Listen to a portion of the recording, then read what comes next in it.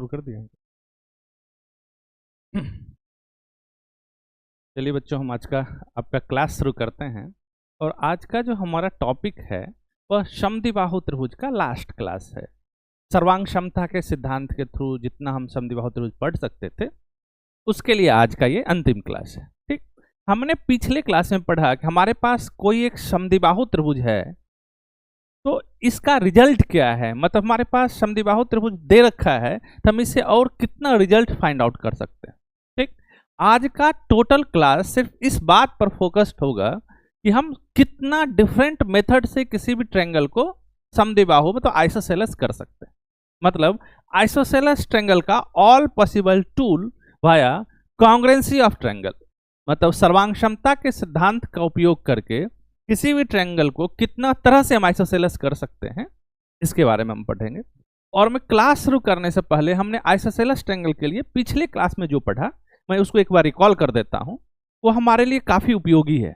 अभी जब मैं समद्विबाहु त्रिभुज करवाऊंगा तो हम कई जो डिफरेंट कॉन्सेप्ट है हम उसको यूज करेंगे और उस बताएंगे कि देखो ये हमने पढ़ा है तो बस इसका यहाँ कन्वर्स यूज में आता है। ठीक, तो हमारा काम है कि बस 5 मिनट में मैं आपको प्रीवियस जो पढ़ा है उसको मैं रिकॉल कर देता हूँ। ध्यान से देखना है। हमने पिछले क्लास में पढ़ा था कि कोई समद्विबाहु त्रिभुज कब कहलाता है, मतलब समद्विबाहु त्रिभुज का परिभाषा क्या था। तो मैंने आपको बताया था कि समद्विबाहु त्रिभुज होने के लिए किसी भी ट्रायंगल का किसी भी त्रिभुज का कोई दो साइड मतलब एनी टू, कोई दो, मैंने ये नहीं मैं बोल रहा हूं एग्जैक्टली टू, दोनों में अंतर है। किसी भी त्रिभुज का यदि कोई दो भुजा आपस में बराबर हो जाए, एनी टू साइड आपस में इक्वल हो जाए तो ट्रायंगल को आइसोसेलेस होना पड़ता है, समद्विबाहु होना पड़ता है। मतलब ऐसे समझो कि हमारे पास ये एक ट्रायंगल है ABC। ठीक, इसका 3 साइड है, कौन कौन भाई? तो AB, BC और CA। इस तीनों साइड में यदि कोई दो साइड आपस में इक्वल हो जाए, कोई दो भुजा आपस में इक्वल हो जाए, तब ये ट्रायंगल ABC जो है वो आइसोसेलेस हो जाता है। ये आइसोसेलेस ट्रायंगल के लिए डिफिनेशन है। मतलब यदि AB और AC भी आपस में इक्वल हो जाए तो आइसोसेलेस हो जाएगा। यदि AB BC के इक्वल हो जाए फिर भी आइसोसेलेस हो जाएगा, या BC जो है वह CA के इक्वल हो जाए फिर भी यह आइसोसेलेस होगा। मतलब कोई दो साइड यदि हमको इक्वल मिल जाए, कोई दो भुजा आपस में समान मिल जाए तो हम ट्रायंगल को क्या कर देंगे? समद्विबाहु कर देंगे, आइसोसेलेस कर देंगे। दिक्कत नहीं। तो समद्विबाहु त्रिभुज का ये हमारे पास कॉन्सेप्ट है। देखो अब इसके बाद जो हमने इससे डिराइव किया था मैं उस पर चलता हूं। हमने आपको बताया था कि यदि एक ट्रायंगल है वो आइसोसेलेस है। ठीक, मतलब मान लो कि ये ABC एक ट्रायंगल है और यह आइसोसेलेस है। और आइसोसेलेस का कंडीशन क्या है कि AB और AC आपस में इक्वल लेंथ का है। ये आइसोसेलेस के लिए कंडीशन है। फिर मैंने आपको बताया था कि यदि दो ट्रायंगल कोई भी ट्रायंगल आइसोसेलेस है तो उसमें कोई दो भुजा आपस में तो बराबर होगा, और जो दो भुजा आपस में बराबर होगा उसका अपोजिट एंगल भी आपस में इक्वल होता है। जैसे AB AC की इक्वल है तो एंगल B और एंगल C आपस में इक्वल होगा। ये पहला रिजल्ट था। मतलब angle opposite to equal side of an isosceles triangle are equal. समद्विबाहु त्रिभुज के इक्वल भुजा के विपरीत जो कोण बनेगा उसका मेजरमेंट आपस में इक्वल होगा। ये कंक्लूजन हम लोगों ने पढ़ा था। दूसरा हम लोगों ने पढ़ा था कि कोई आइसोसेलेस ट्रायंगल है और दो इक्वल साइड ये और ये है, नाम दे देते हैं AB और AC इक्वल है ना। तो इक्वल साइड से जो बनता हुआ वर्टेक्स है ये, इससे यदि हम मीडियन ड्रॉ करते हैं, मैंने ड्रॉ किया AD मीडियन,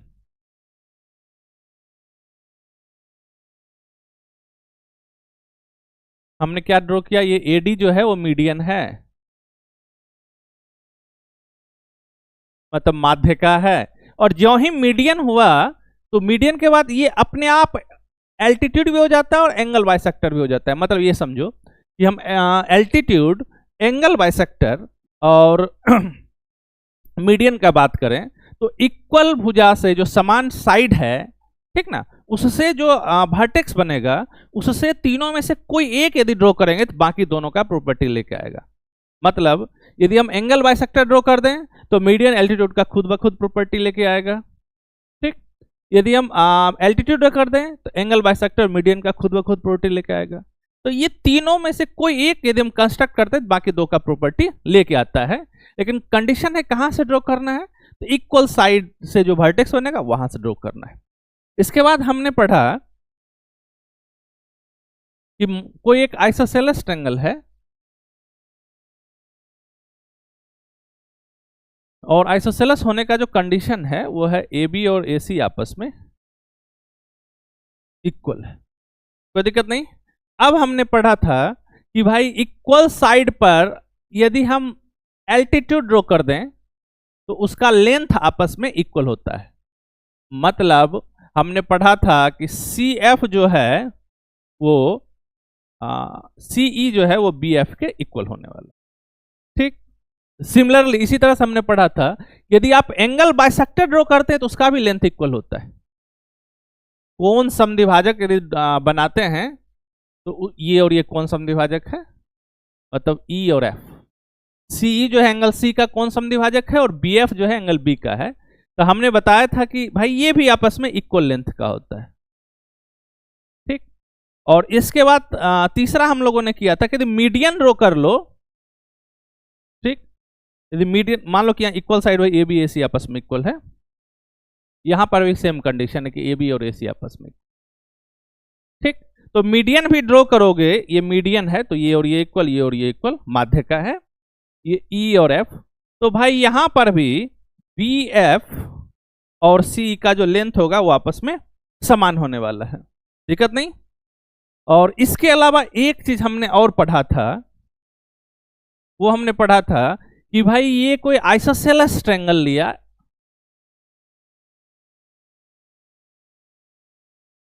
और इसका यदि मिड पॉइंट डी लिए और यहां से इक्वल साइड पर परपेंडिकुलर ड्रॉ करते हैं तो इस परपेंडिकुलर का लेंथ भी आपस में इक्वल होता है, मतलब D E equals to D F. हमने इतना डायरेक्ट थ्योरम पढ़ा था। और उसके बाद जब भी जब भी हम आइसोसेलेस ट्रायंगल का क्वेश्चन करते हैं तो एक कॉन्सेप्ट जो कांग्रुएंसी सर्वांग क्षमता का कॉन्सेप्ट है वो हमेशा लेके चलते हैं। इतना हमने डायरेक्ट थ्योरम पढ़ा था। ठीक, देखो मतलब यदि हमको कोई आइसोसेलेस ट्रायंगल दे दे तो हम इतना इंफॉर्मेशन तुरंत रिकॉल कर लेंगे, ये हमारे पास एज ए रिजल्ट मेमोराइज होना चाहिए। ठीक ना। अब हमारा क्वेश्चन है कि कोई भी ट्रायंगल है उस ट्रायंगल को आइसोसेलेस कैसे दिखाएंगे, क्या तरीका होगा ट्रायंगल को आइसोसेलेस दिखाने का। देखो मैं एक हिंट देता हूं, जितना मैंने अभी आपको स्टेटमेंट बताया है यदि इस सब का कन्वर्स मिल जाए, ठीक ना, यदि इस सब का कन्वर्स मिल जाए तो ये जो भी ट्रायंगल में इसका कन्वर्स वैलिड होगा वह ट्रायंगल आइसोसेलेस हो जाएगा। मतलब इस स्टेटमेंट का कन्वर्स मिला और ट्रायंगल को आइसोसेलेस होना पड़ेगा। ठीक, लेकिन मैं बारी बारी से स्टेप बाय स्टेप मैं शुरू करता हूं। ठीक, हमारा जो मेन काम आज का है वो ट्रायंगल को आइसोसेलेस दिखाना है। तो चलिए क्वेश्चन से स्टार्ट करते हैं हम लोग कि कोई त्रिभुज समद्विबाहु त्रिभुज कब कहलाएगा। ठीक, when a triangle becomes N isosceles triangle. ठीक देखो आइसोसेलेस ट्रायंगल का जो हमारा डिफिनेशन है, यदि वो डिफिनेशन मिल जाए तो मेरा तो काम आसान हो जाए।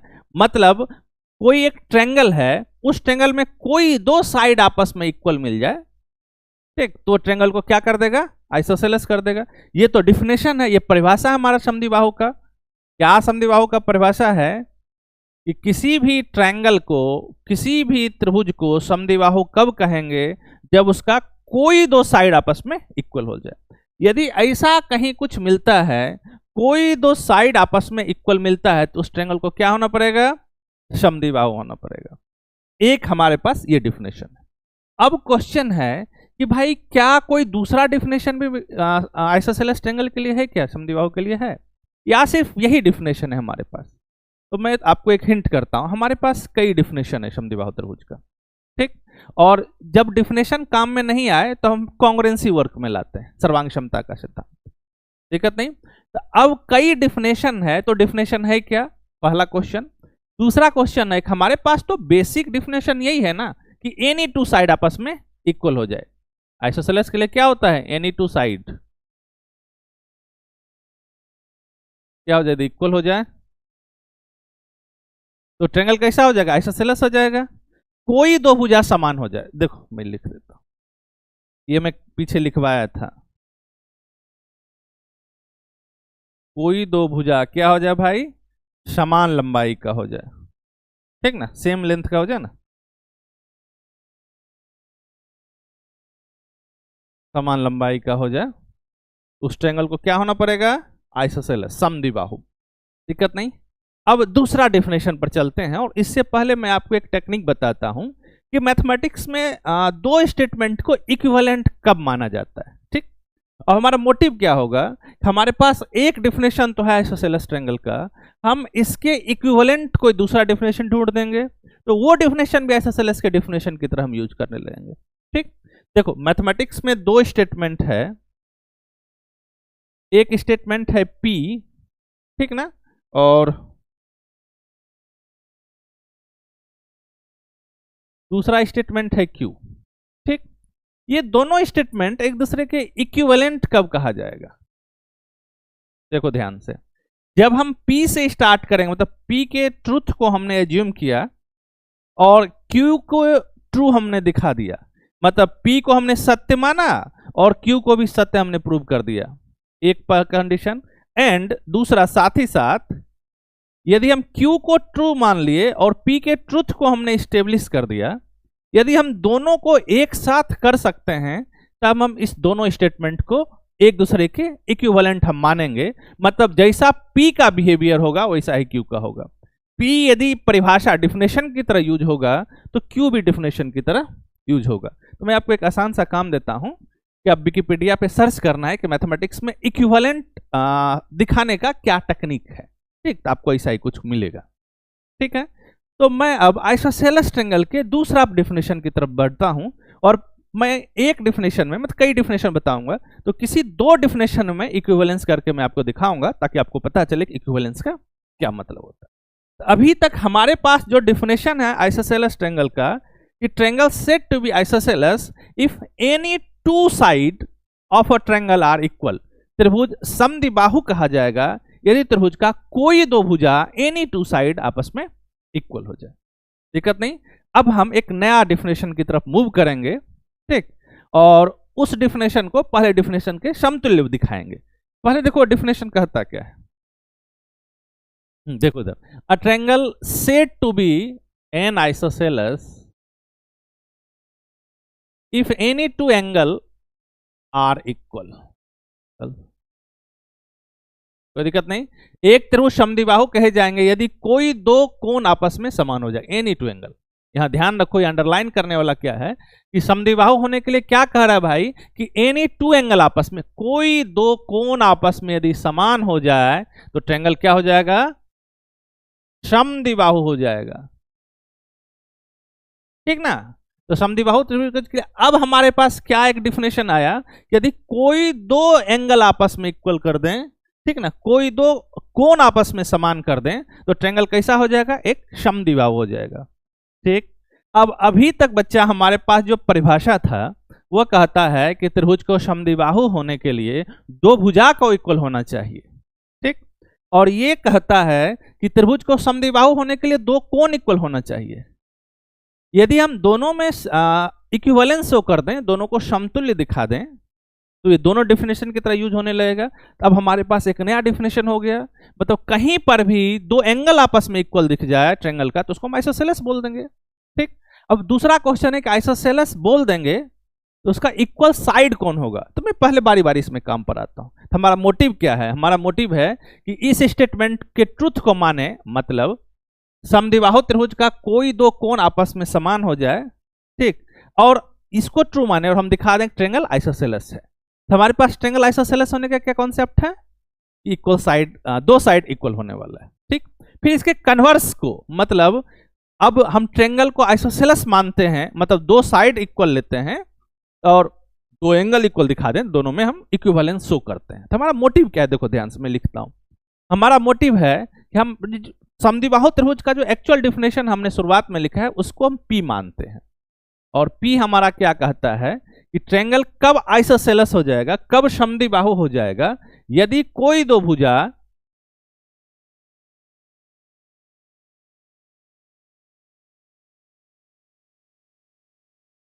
यदि कोई दो भुजा समान लंबाई हो जाए, ठीक ना।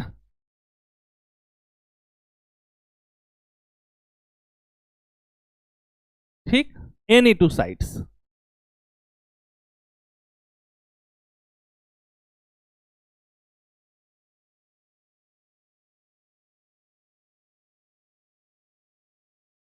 कोई दो भुजाएं होगा, ठीक ना, इसको ये कर लेना। और हमारे पास जो क्यू है वो है कि भाई कोई दो एंगल आपस में इक्वल हो जाए फिर भी वो आइसोसेलेस है।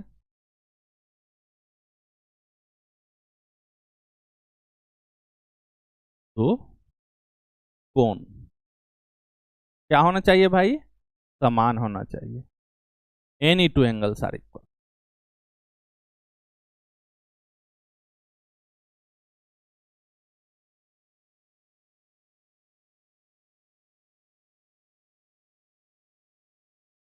कोई दिक्कत नहीं, इसमें हम P और Q में इक्विवेलेंट हम शो करना चाहते हैं। हमारा मोटिव क्या है कि हम दिखाना चाह रहे हैं कि P is equivalent to Q। देखो एक मिनट क्या लिखा हुआ है। हम क्या करेंगे, हम इस स्टेटमेंट से स्टार्ट करेंगे, P से स्टार्ट करेंगे और Q पर चले आएंगे। मतलब हम मानेंगे कि आइसोसेलेस होने के लिए क्या डिफिनेशन है कि भाई कोई दो भुजा आपस में समान हो जाए, ठीक। और हम दिखा दें कि कोई दो एंगल आपस में समान हो जाता है। तो एक पार्ट प्रूव हुआ, दूसरा पार्ट के लिए हम करेंगे कि हम दो एंगल को समान ले लेंगे, मतलब आइसोसेलेस एंगल के ये परिभाषा लेंगे और इसको स्टेब्लिश कर लेंगे। तब हमारे पास इस दोनों स्टेटमेंट में इक्विवेलेंट हो जाएगा और हम दिखा सकते हैं।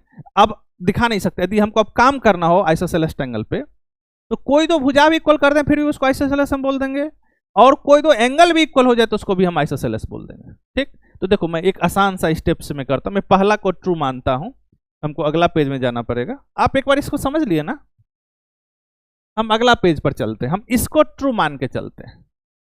देखो मतलब हमारे पास ये एक ट्रायंगल आइसोसेलेस है और आइसोसेलेस होने का जो डिफिनेशन है, जो परिभाषा है, वो क्या कह रहा है, कोई दो भुजा आपस में इक्वल है। हम मान लिए कि ए बी इक्वल्स टू ए सी, ठीक ना, से या लेट जो। अब हमको दिखाना क्या है भाई कि कोई दो एंगल इक्वल है, ठीक। तो हम क्या करेंगे, इससे परपेंडिकुलर गिरा दिया, ये 90 डिग्री हो गया।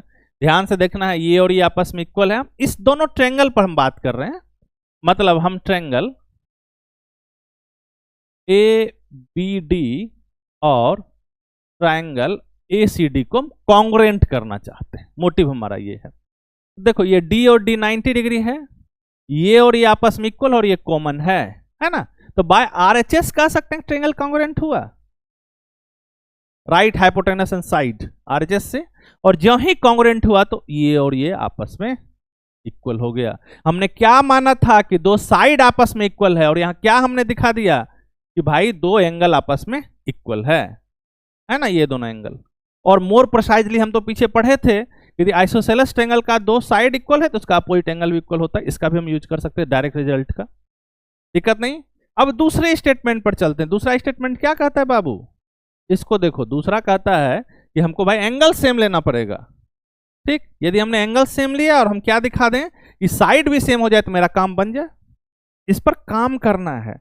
मैथमेटिक्स सिर्फ क्वेश्चन सॉल्व करना नहीं होता है, समझ रहे हो ना। आपको प्रॉपर पता चले कि हम क्या कर रहे हैं। तो अब हमारा जो अभी का काम है, हम मानते हैं कि इसका दो एंगल आपस में इक्वल है, मतलब ये और ये आपस में इक्वल है। हमारा मोटिव है कि हम साइड, कोई दो साइड इक्वल दिखा दें। कुछ नहीं करेंगे, फिर यहां से हमने परपेंडिकुलर ड्रॉ किया, नाम डी दे दिया। देखो ये 90 है तो ये भी 90 होगा, लीनियर पेयर से ये और ये इक्वल और ये कॉमन। तो by angle angle side triangle are congruent to each other, therefore CPCT this two are equal.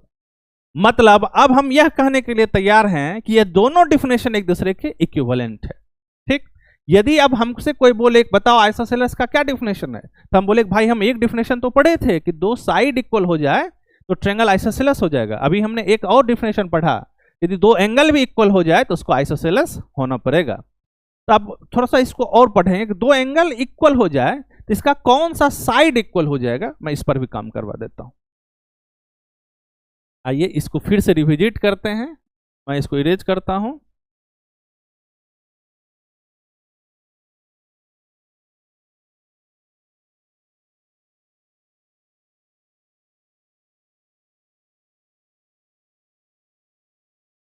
देखो हमारे पास डिफिनेशन हो गया कि दो एंगल भी इक्वल है तो ट्रायंगल को आइसोसेलेस होना पड़ेगा। यदि दो एंगल इक्वल है तो ट्रायंगल समद्विबाहु हो जाएगा, आइसोसेलेस हो जाएगा।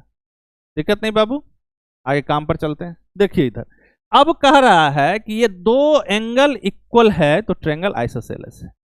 ठीक, कोई दो एंगल हम मान लिए कि angle B equals to angle C, फिर भी ये ट्रायंगल आइसोसेलेस हो जाएगा। ठीक, कोई बोल दे कि angle A equals to angle C, फिर भी आइसोसेलेस हो जाएगा।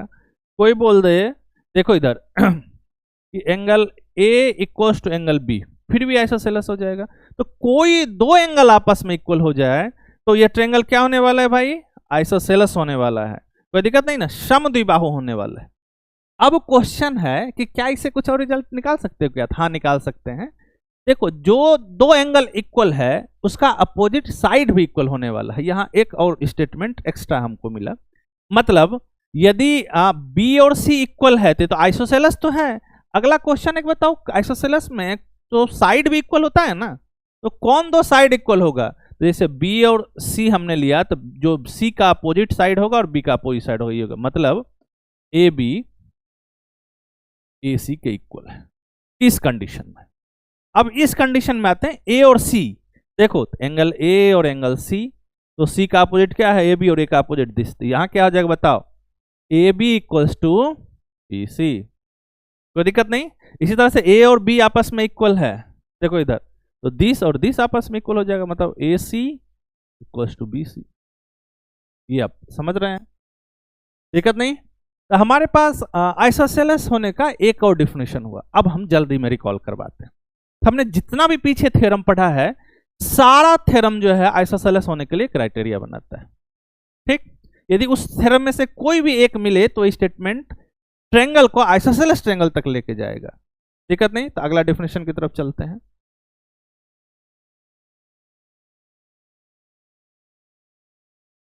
इसको पढ़ो, कहता है कि in a triangle any one angle bisector, यहां देखो एनी वन, यहां से angle bisector median and altitude coincide to each other then triangle are said to be isosceles.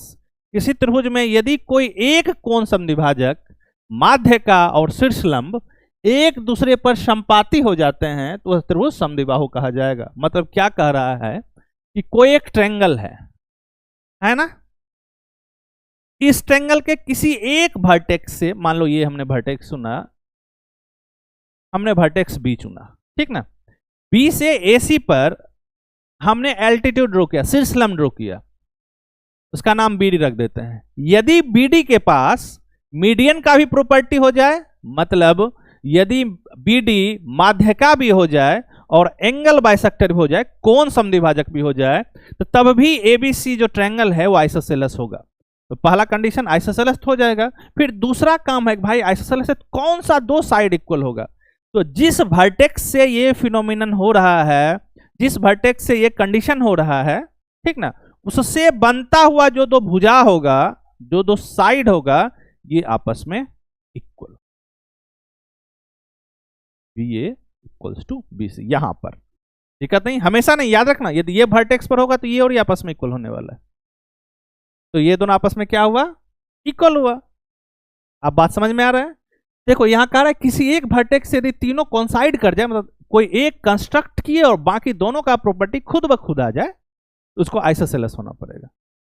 अब देखो यहां पर हमने तीन चीज पर काम किया। एक हमने कोण समद्विभाजक लिया, हमने मीडियन लिया माध्यिका, और शीर्षलंब हमने लिया। हमने तीन डिफरेंट चीज पर काम किया।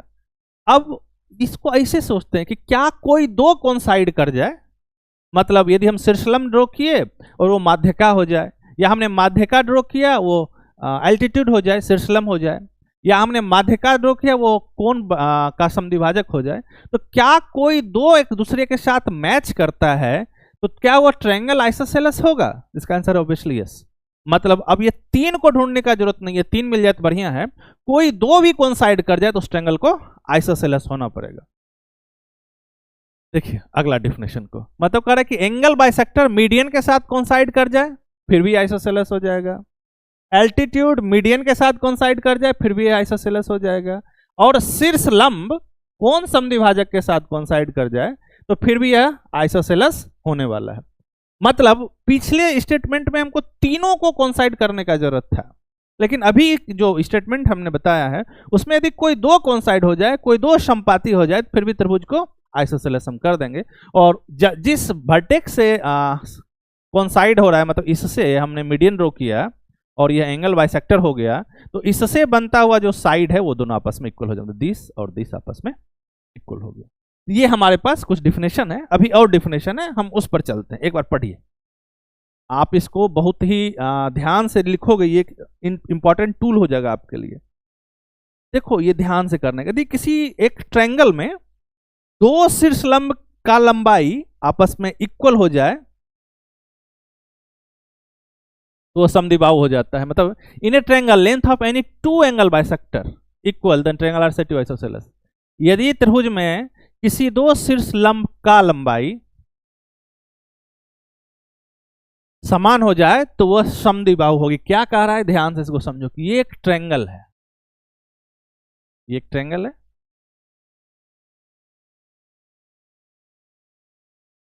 हमने दो वर्टेक्स चुना बी और सी। बी से हमने ए सी पर और इससे हमने दो शीर्षलंब ड्रॉ किया, एल्टीट्यूड ड्रॉ कर दिया, नाम ई एफ दे दिया। कह रहा है कि भाई सीई जो है वह बी एफ के इक्वल है। ठीक, ये दोनों आपस में क्या है, इक्वल है। तब हमको दिखाना है कि क्या यह ट्रायंगल, क्या यह त्रिभुज आइसोसेलेस होगा। तो बिल्कुल यस, ये ट्रायंगल क्या हो गया, आइसोसेलेस हो गया।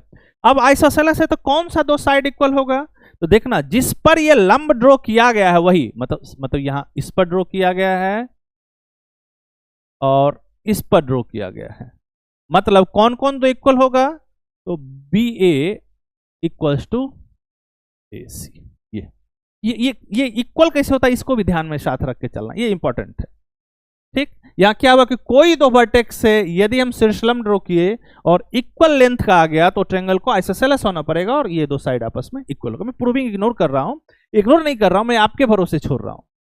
और यदि मैं सबका प्रूविंग देने लगूं तो क्लास बहुत ही बड़ा हो जाएगा, और बहुत बड़ा होना तो दूसरी बात है, पहला बात तो यह है कि आप देखोगे नहीं, और देखोगे नहीं तो मेरा परिश्रम इसी तरह से बर्बाद हो जाएगा। इसीलिए हालांकि होशियार स्टूडेंट का काम है, ज्योमेट्री जब भी सीखना है तो प्रूविंग कोर है ज्योमेट्री का, बिना प्रूविंग ज्योमेट्री बिल्कुल नहीं सीखा जाता है।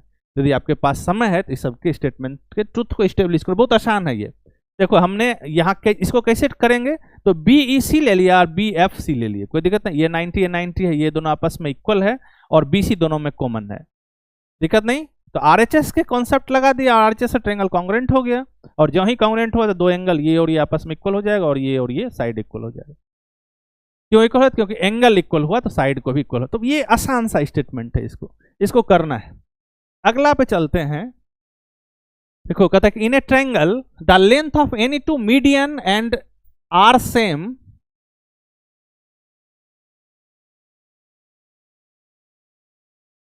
Then triangle are isosceles. किसी त्रिभुज में किसी दो मीडियन माध्यिका का लंबाई समान हो जाए तो वह ट्रायंगल समद्विबाहु होता है। मतलब कह क्या रहा है कि हमारे पास कोई दो ट्रायंगल है, एक ट्रायंगल ए बी सी ले लिया, ये एक ट्रायंगल है हमारे पास, करे किसी भी दो वर्टेक्स हम मीडियन ड्रॉ किए, कर लिए ई और एफ। मतलब बी एफ मीडियन तो इसको इक्वल दो पार्ट में डिवाइड करेगा और ये मीडियन है तो इसको इक्वल दो पार्ट में डिवाइड करेगा। कह रहा है कि मीडियन का लेंथ सेम है, मतलब बी एफ जो है वो सीई के इक्वल है। यदि ऐसा हो जाए, कोई दो वर्टेक्स के लिए भी हो जाए, तो ट्रायंगल को आइसोसेलेस होना पड़ेगा, समद्विबाहु होना पड़ेगा। और समद्विबाहु होगा तो कौन सा दो साइड इक्वल होगा भाई, तो याद रख लेना है हमारा जो साइड इक्वल होगा जिस पर ये हम ड्रॉ कर रहे हैं, मतलब ए बी और ए सी आपस में, ये रिजल्ट है, कंक्लूजन है। दिक्कत नहीं बच्चा, इसको देखो। मैं अगला थ्योरम पे चलता हूं।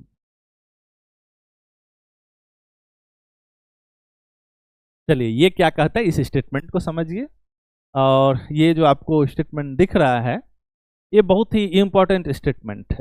पहले इसको बताता हूं, फिर मैं पहले इसको पढ़ता हूं, फिर इसके बारे में बताऊंगा। कहता है in a triangle length of any two angle bisector are same the triangle are isosceles. कह रहा है कि त्रिभुज में किसी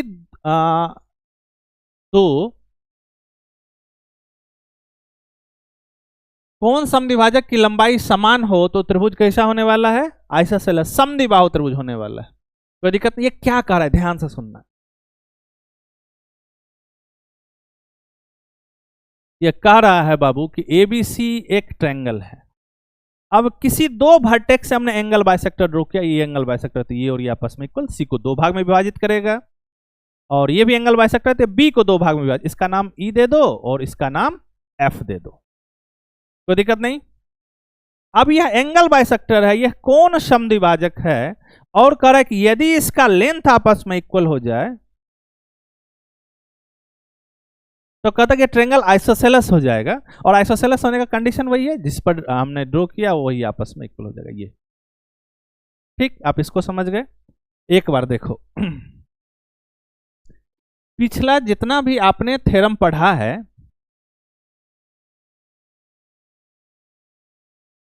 उस हर एक थ्योरम का प्रूविंग बहुत ही आसान है, और आसान नहीं है तो आफ्टर सम मैथमेटिकल कंस्ट्रक्शन उसको किया जा सकता है। इस थ्योरम के बारे में, इसका प्रूविंग, इसमें कुछ वर्क का जरूरत है, इसका प्रूविंग स्ट्रेट फॉरवर्ड नहीं है।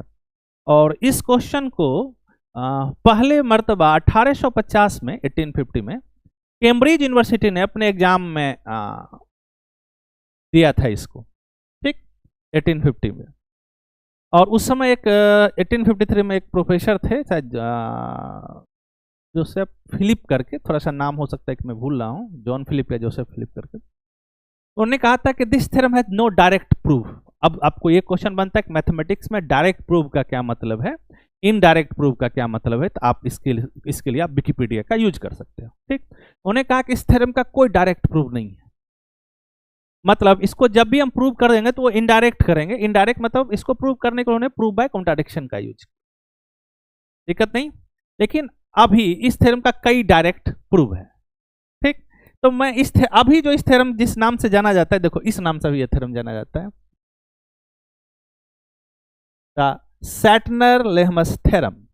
विकिपीडिया पर सर्च करना, एक अच्छा सा प्रूविंग खुलेगा, ठीक। यदि इस थ्योरम के डायरेक्ट प्रूफ से आप इंटरेस्टेड हैं तो मैं आपको एक आर्टिकल का रेफरेंस दे देता हूं, आपको बिल्कुल करना चाहिए, होशियार स्टूडेंट को इस तरह का काम करना चाहिए। तो ये 1943 में पब्लिश्ड हुआ था, देखो इस नाम से पब्लिश्ड हुआ था, आप विकिपीडिया पे जाकर इसको करना है, the equal internal bisector theorem by J McBride, ये 1943 में पब्लिश्ड हुआ था।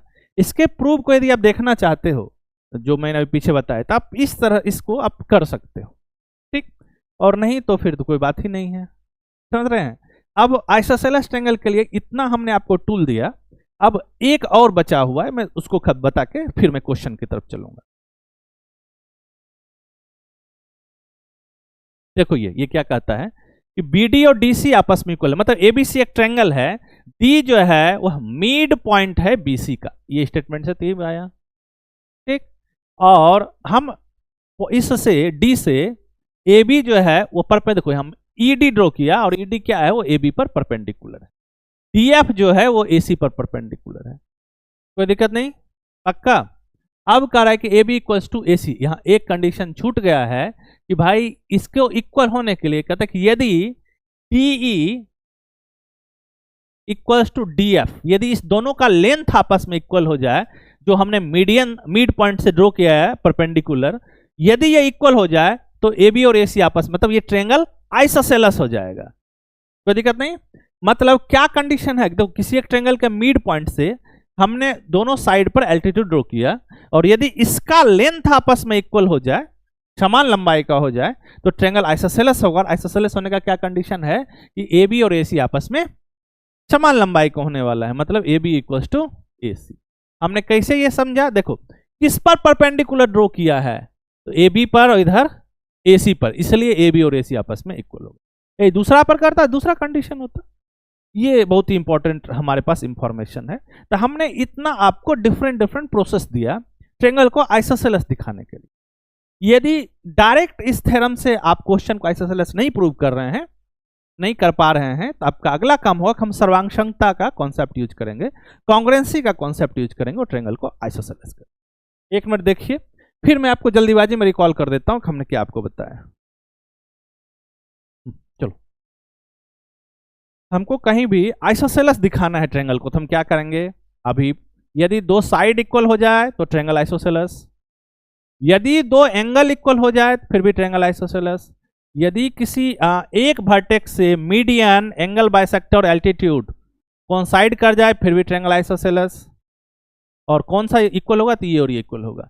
फिर उसके बाद बताया कि भाई तीनों का नहीं जरूरत है, दो भी कोई मिल जाए, मतलब यदि मीडियन एल्टीट्यूड हो जाए फिर भी ट्रायंगल आइसोसेलेस, यदि मीडियन एंगल बाइसेक्टर हो जाए तो फिर भी आइसोसेलेस, फिर मैं बताया कि यदि मीडियन एल्टीट्यूड हो जाए, एंगल बाइसेक्टर एल्टीट्यूड हो जाए तो फिर भी आइसोसेलेस। ये हमने डायरेक्ट बताया है। इसके बाद हमने आपको बताया कि कोई एक ट्रायंगल है जिसमें यदि हम एल्टीट्यूड को करते हैं, एल्टीट्यूड का लेंथ इक्वल है तो ट्रायंगल आइसोसेलेस, मतलब ए बी सी और ये परपेंडिकुलर है, ई और एफ है, यदि एल्टीट्यूड मतलब E F E C equals to यदि बी एफ हो जाए तब भी ट्रायंगल आइसोसेलेस है। इसी फिर हमने बताया था कि यदि एंगल बाइसेक्टर का लेंथ इक्वल हो जाए फिर भी ट्रायंगल आइसोसेलेस। फिर हमने बताया कि यदि मीडियन का लेंथ इक्वल हो जाए फिर भी ट्रायंगल आइसोसेलेस। इसके बाद हमने अभी आपको बताया है कि ट्रायंगल के किसी मिड पॉइंट से हम एल्टीट्यूड ड्रॉ करें और आपस में इक्वल हो जाए एल्टीट्यूड का लेंथ ये और ये, तब भी ट्रायंगल आइसोसेलेस। इतना हमारे पास डायरेक्ट टूल है ट्रायंगल को आइसोसेलेस करने का। आपका काम रहा इसको एक कॉपी में लिखिए और मैं विश्वास दिलाता हूं कि एक एक लाइन में आप क्वेश्चन को करोगे। ठीक, अब हम क्वेश्चन की तरफ बढ़ते हैं। ध्यान से देखो, इस क्वेश्चन से हम शुरुआत करते हैं। पढ़ो इसको क्या कह रहा है। कहते हैं in a triangle ABC D is the mid point of BC if DL is perpendicular to DM and DL equals to DM then triangle will be. कहते त्रिभुज एबीसी में डी जो है भुजा बीसी का मध्य बिंदु है, यदि डीएल एबी पर परपेंडिकुलर है, डीएम एसी पर है और डीएल डीएम इक्वल है, त्रिभुज एबीसी कैसा होगा? भाई ये जो क्वेश्चन है 2024 सीजीएल का क्वेश्चन है। कब का है? 2024 सीजीएल का क्वेश्चन है। देखो इसको एक लाइन में कैसे तुम खत्म करोगे। पहला काम की फिगर बनाते हैं। ये एक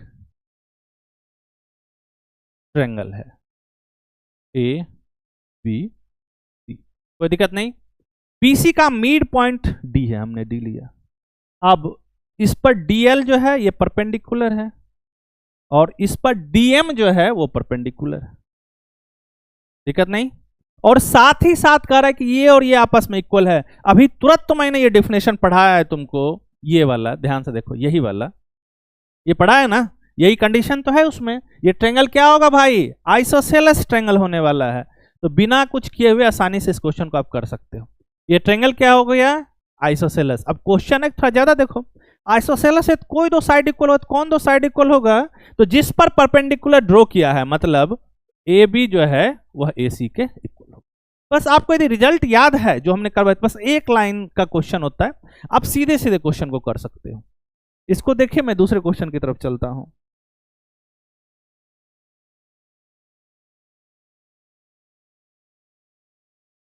इसको पढ़ो।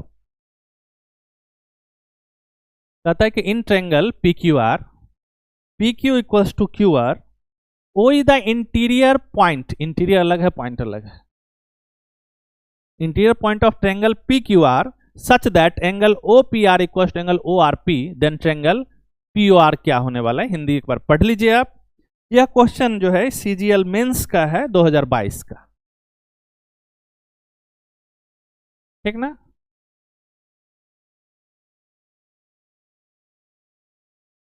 इसको देखो इधर,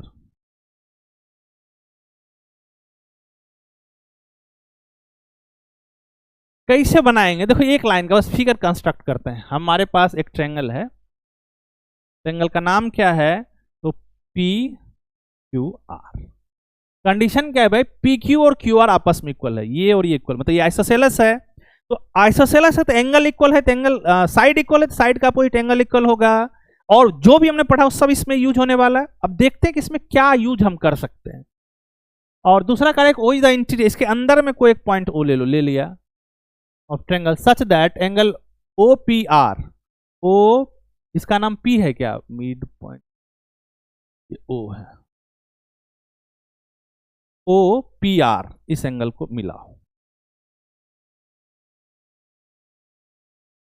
ये एंगल का बात कर रहा है, ओ अब देखो ओ पी आर, इस एंगल का बात कर रहे हैं ना हम, इस एंगल ये, हाँ, और एंगल ओ आर पी, ये दोनों एंगल का बात कर, ठीक, कह रहे कि आपस में इक्वल है, तो पी ओ आर, तो इसमें तो कुछ करना नहीं है, P O R, triangle P O R में इसका ये दो एंगल आपस में इक्वल हो गया, तो अभी तक पढ़े थे किसी भी ट्रेंगल का यदि दो एंगल इक्वल हो जाए ट्रेंगल कैसा होगा, आइसोसेलेस होगा। तो ज्यों ही ये दोनों इक्वल हुआ तो पी ओ आर कैसा ट्रेंगल हुआ, आइसोसेलेस। तो हमारा जो आंसर क्या हो जाएगा देखो इसमें, बस आसान एक एक लाइन का हम बस डिफिनेशन यूज कर रहे हैं। चलो आगे क्वेश्चन पर चलते हैं, इसको देखिए।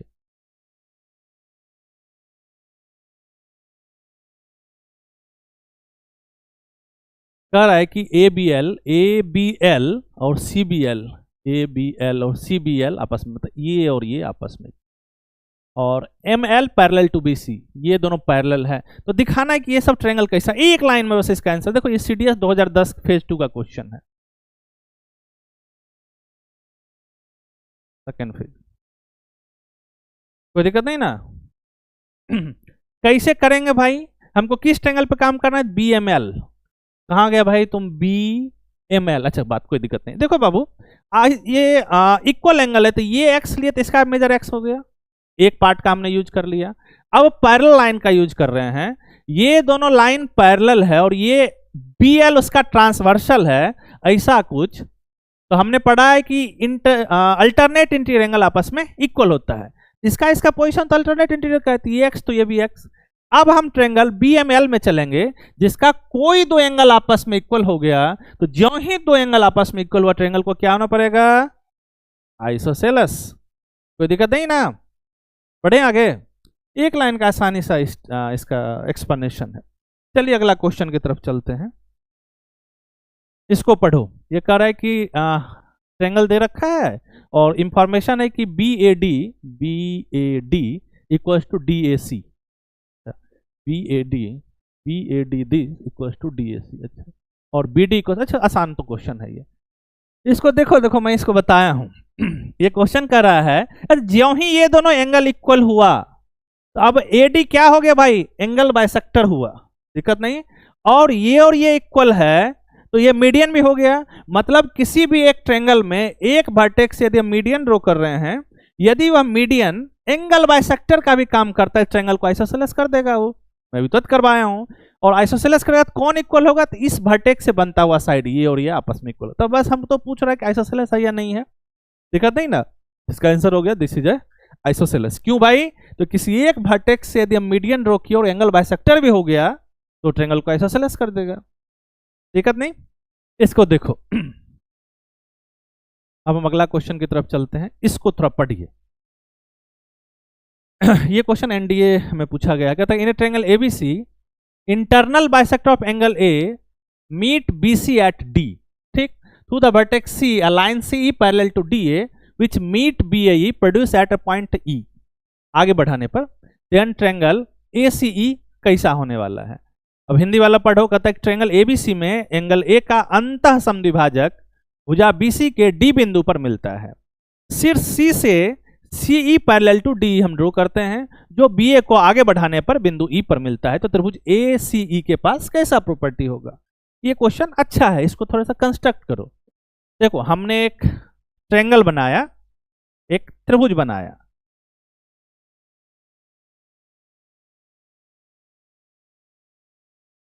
एबीसी, कोई दिक्कत नहीं। कहता है the internal bisector of angle ए का अंतः कोण विभाजक, हाँ ये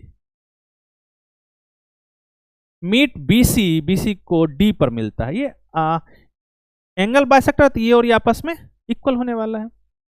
ध्यान से देखना, through vertex C a line C E parallel to D A, अच्छा इसके पैरेलल यहां से ड्रॉ करना पड़ेगा, लोन कर दे रहे हैं,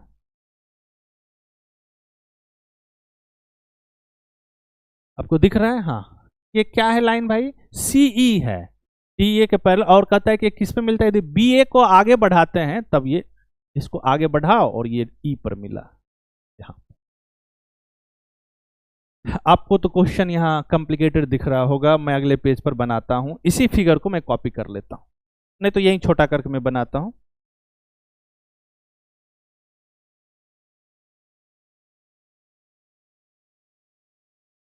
ताकि आपको आसानी से क्वेश्चन समझ में। ये क्वेश्चन अच्छा है।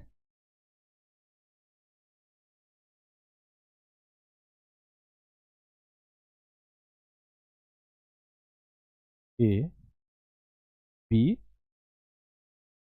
ये AD जो है इसका एंगल बाइसेक्टर है। यदि हम इसको x मान लेंगे तो इसको भी x होना पड़ेगा। अब C से DA के पैरेलल हम ड्रॉ करते हैं, तो लोग कर लिए, और इसको आगे मिलाते हैं तो ये E पर मिलता है ये, और ये एक दूसरे के समानांतर है। देखो ये फिगर है। अब पूछ रहा है कि बताओ AC मतलब इस ट्रायंगल के बारे में। ये ट्रायंगल भाई कैसा होने वाला है? यदि आप कुछ सोच सकते हैं ध्यान से देखो। देखो ये दोनों लाइन पैरेलल है और ये इसका ट्रांसवर्सल हुआ, ये x तो इसका है मेजर x। कौन सा प्रॉपर्टी? अल्टरनेट इंटीरियर का हमने यूज किया। दिक्कत नहीं बच्चा? अब देखो ध्यान से, ये दोनों लाइन पैरेलल है और इस बार ये ट्रांसवर्सल लिए, ये ट्रांसवर्सल लिया, तो ये x है तो ये भी x। कौन सा प्रॉपर्टी? ध्यान से सोच के बताना है। ये जो है ये क्रॉसपोंडिंग एंगल का प्रॉपर्टी है, ठीक, संगत कोण का। ये अल्टरनेट इंटीरियर एकांतर अंतः कोण का था, ठीक ना। तो यहाँ कैसे ये दोनों इक्वल हुआ? तो संगत कोण से। अब देखो AEC में यदि आप विचार करते हैं तो ये दोनों एंगल आपस में इक्वल है, तो ज्यों ही दो एंगल इक्वल है ट्रायंगल क्या हो जाएगा? आइसोसेलेस, समद्विबाहु। तो हमारा आंसर क्या हो जाएगा? N isosceles this. ये थोड़ा सा अच्छा क्वेश्चन था। और है क्या? नहीं, अब तो हम आपको थैंक यू बांट रहे हैं।